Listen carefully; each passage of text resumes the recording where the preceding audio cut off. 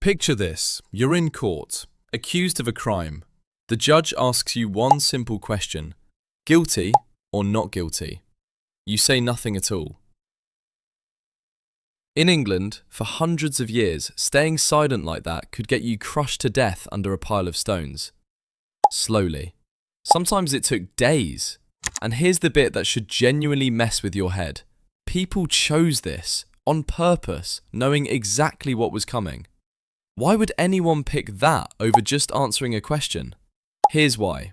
Back then, if you said guilty or got found guilty after a trial, the law said everything you owned got taken straight away.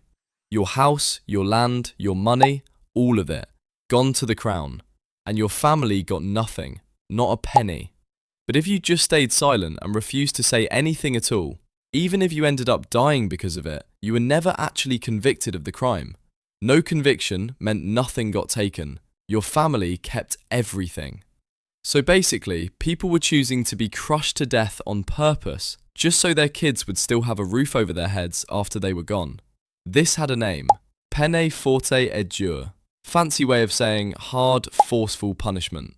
Here's what actually happened to you. You'd be stripped down, laid flat on your back, arms and legs pulled out and tied down so you couldn't move. A wooden board got placed flat across your chest. Then weights, stone or iron, got piled on top. Slowly. A bit more added each day if you still wouldn't talk.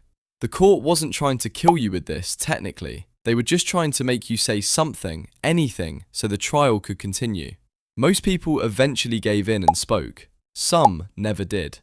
There's a woman named Margaret Clitherow from York back in 1586.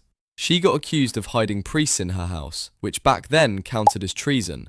She didn't want her own kids dragged into court to be questioned about it, so she just refused to say a single word.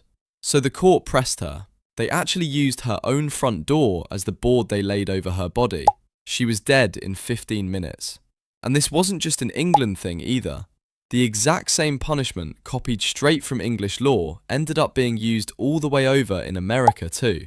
During the Salem witch trials, more than 100 years later, a man called Giles Corey got accused and refused to speak, for the exact same reason as Margaret Clitherow, so his land would still go to his sons instead of getting taken.